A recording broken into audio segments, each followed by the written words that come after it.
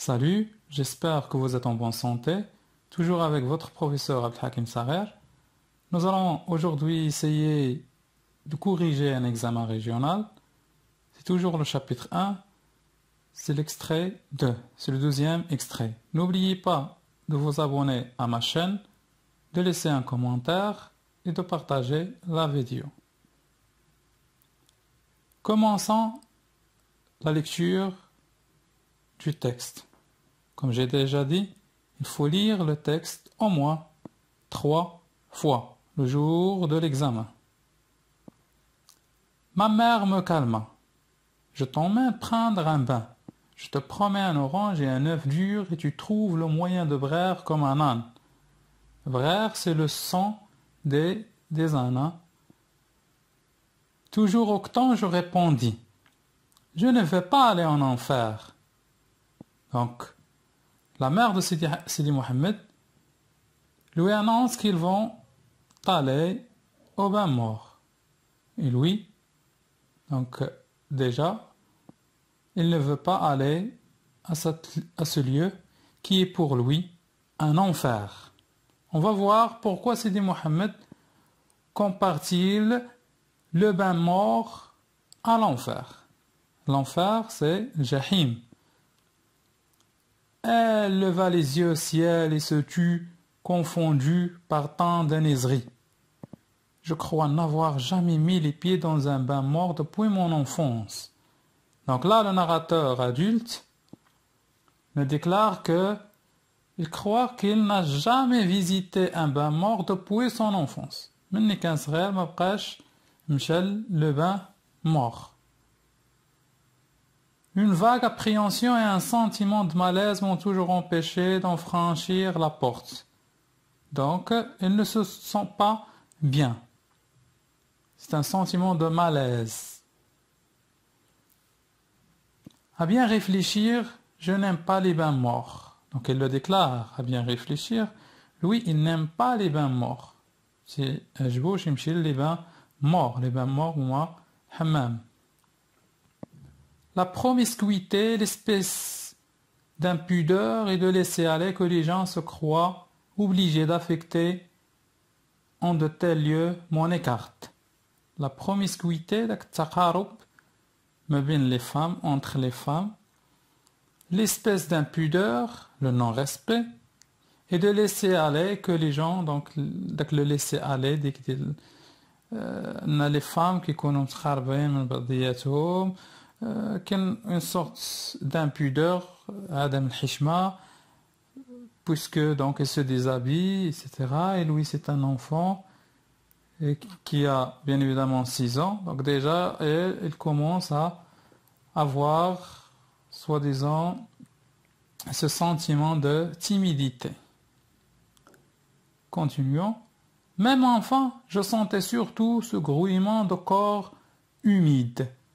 Les corps humides. Donc, le jism de l'insan, qui يتلالو الماء كيولي رطب ملي كيتلالو donc l'eau il devient humide. Dans ce demi-jour inquiétant, une odeur de péché. Donc كي بحال تيشم واحد الرائحة ديال le péché ديال المعصية في هذاك le lieu. Pourquoi? Donc déjà on sait, Sidi Mohamed, son père lui parlait beaucoup du paradis.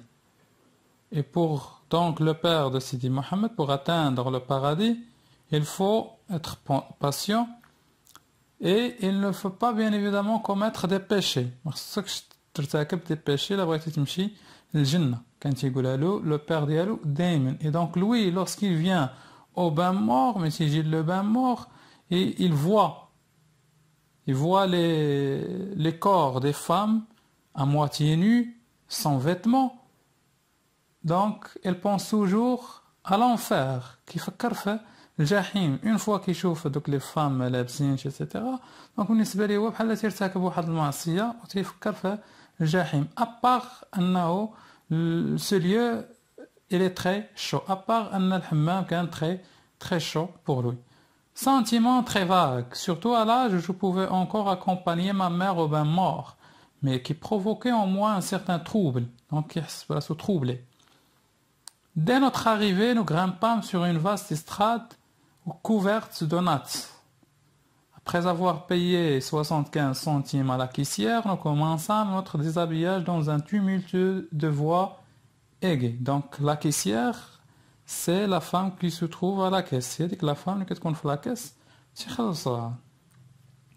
Le déshabillage, les vêtements, se déshabiller. Un va-et-vient continu de femmes à moitié habillées, déballant de leurs énormes baluchons des caftans et des mansouria, des chemises et des pantalons, des haïks à glands de soie d'une éblouissante blancheur. Les baluchons, madouk rosmet, les qui يجيبوا فيهم les femmes الحوايج ديالهم les caftans, les mansouria, etc. كانوا في القديم كيديروا واحد الرزمة كيجمعوا فيها الحوايج. Aujourd'hui on parle donc de sacs, on parle des valises, etc. Mais à cette époque, déjà au XXe siècle, donc ce sont les baluchons qui étaient surtout chez des familles donc de la classe moyenne et pauvre. Toutes ces femmes parlaient fort, gesticulaient avec passion, poussaient des hurlements inexplicables et injustifiés. Je retirais mes vêtements et je restais tout bête, les mains sur le ventre, devant ma mère, lancée dans une explication avec une amie de rencontre. Le narrateur, il retirait ses vêtements, les vêtements d'Yellow, mais elle reste tout bête, les mains sur le ventre, il dit elle a quelque chose devant sa mère. Donc là, c'est quel sentiment? Il est clair que c'est le sentiment de la timidité, le hishma. Donc déjà, la personne ما عندوش حوايجو محيط حوايجو تيدير يديه على كل شيء واحد l'enfant, ça veut dire qu'il est timide. Il y avait bien d'autres enfants, mais ils paraissaient à leur aise. Les autres enfants, ils étaient à l'aise, très bien, ils jouaient, etc. Couraient entre les cuisses humides, entre les cuisses, les mamelles pendantes, les mamelles des femmes, les montagnes de baluchons, fiers de montrer leur ventre ballonné et leurs fesses grises. Je me sentais plus seul que jamais. J'étais de plus en plus persuadé que c'était bel et bien l'enfer. Dans les salles chaudes, l'atmosphère de vapeur, harara, les personnages de cauchemar, donc les femmes des personnages de cauchemar, les kawabis, là c'est une métaphore, qui s'y agitaient, la température finir par m'anéantir. C'est-à-dire la température, harara, m'anéantir, c'est comme si me tuer.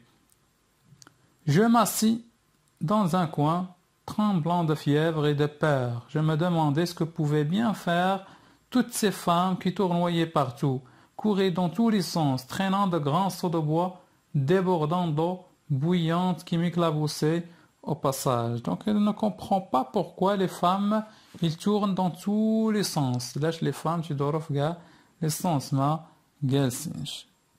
Donc avant ce texte, le narrateur nous a parlé, comme on a déjà vu, de sa solitude, pourquoi elle n'avait pas d'amis, pourquoi elle n'avait pas des amis, parce que lui, on a déjà vu, c'est un rêveur, c'est une personne qui aime le monde invisible et les autres enfants aiment le monde visible. Après, elle va parler un petit peu, il nous raconte son histoire avec Abdallah, l'épicier, qui lui raconte des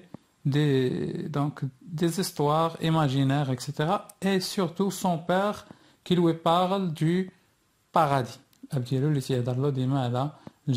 Et comment peut-on aller au paradis? Et surtout, on ne doit pas commettre des péchés. La première question, la contextualisation. Remplissez le tableau suivant en vous référant à l'œuvre d'où le texte est tiré. Le titre de l'œuvre, donc on le sait, c'est la boîte à merveilles, comme je dis toujours, soulignez le titre et n'oubliez pas la majuscule.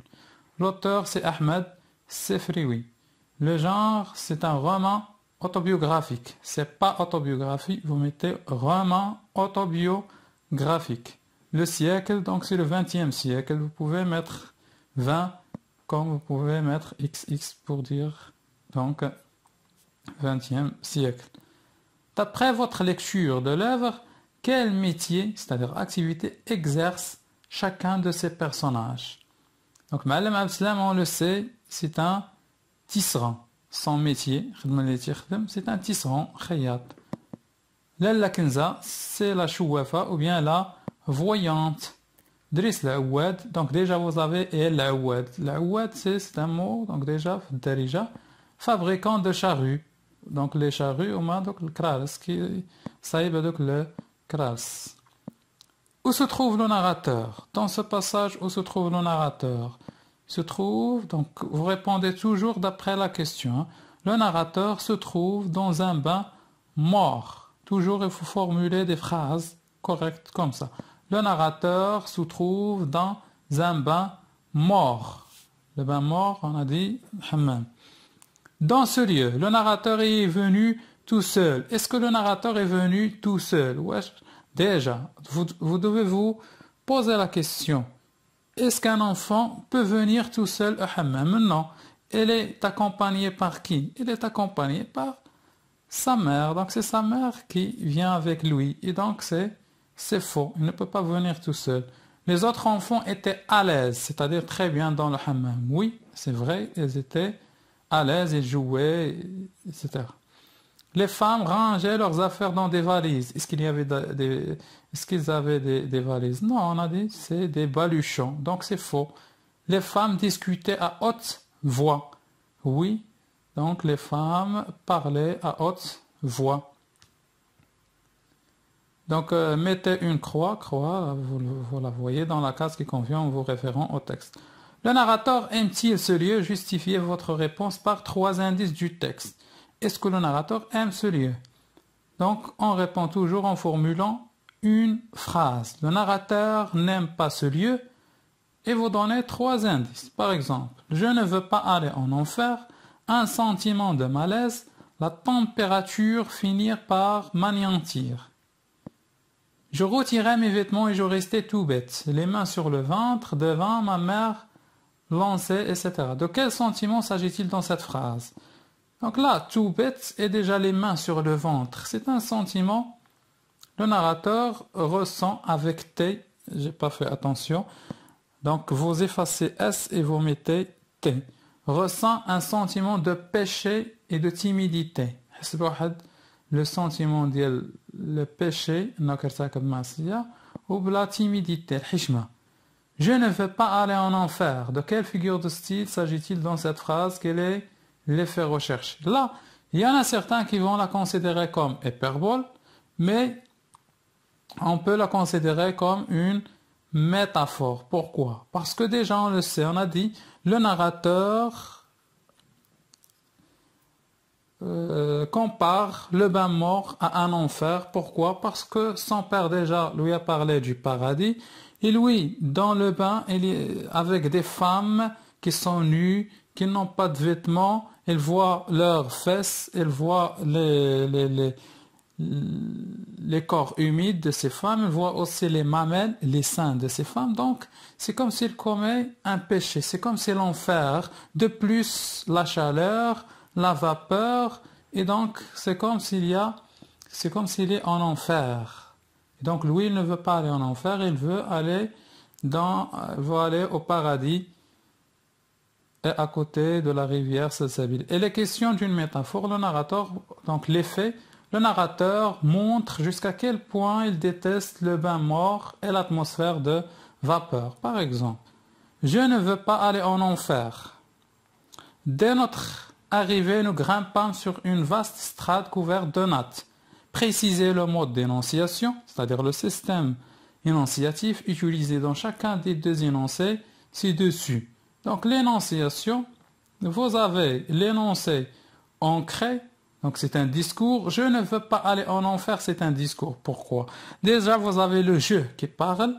Vous avez le verbe vouloir qui est conjugué au présent. Donc l'emploi du présent et le je, c'est un discours. Sidi Mohammed parle directement avec sa mère. Dès notre arrivée, nous grimpâmes sur une vaste strate couverte. Ici, elle est en train de raconter. Donc c'est un énoncé coupé et donc c'est le récit. Vous avez l'emploi du passé simple, c'est-à-dire elle est en train de raconter. Relevez dans le texte 3 mots relatifs au champ lexical du corps humain. Ça c'est facile. Vous avez les fesses, les mains, le ventre, etc. Il y en a. Donc les mamelles, vous avez beaucoup de mots. Une phrase comportant une comparaison. Je te promets un orange et un œuf dur et tu trouves le moyen de braire comme un âne. Donc le moyen de comparaison, comme, à votre avis, le narrateur a-t-il gardé un bon souvenir du lieu où il était? Justifiez votre réponse. Donc là, on le sait, je trouve que le narrateur a gardé un mauvais souvenir car il a dit « Je crois n'avoir jamais mis les pieds dans un bain mort depuis mon enfance. » Donc elle n'a pas gardé un bon souvenir et donc c'est pourquoi قال لنا أنا كنت أعتقد أنني عمري مشيت للحمام من صغري. D'après votre lecture du passage, comment trouvez-vous le narrateur? Je trouve que le narrateur était un enfant fragile, sensible et timide. De plus, il était tellement obsédé par les histoires du paradis dont parlait son père qu'il ressent un sentiment de péché devant les femmes nues. Et donc là, c'est le point de vue. Chacun a son point de vue. Vous pouvez donc exprimer votre point de vue comme vous voulez. Seulement, il faut que vous utilisez des phrases qui sont correctes. Et à ce titre, je vous dis au revoir. On se verra, Inch'Allah, dans une nouvelle vidéo. N'oubliez pas de partager la vidéo avec vos camarades et bien évidemment de vous abonner à ma chaîne Apprendre le français autrement. Merci.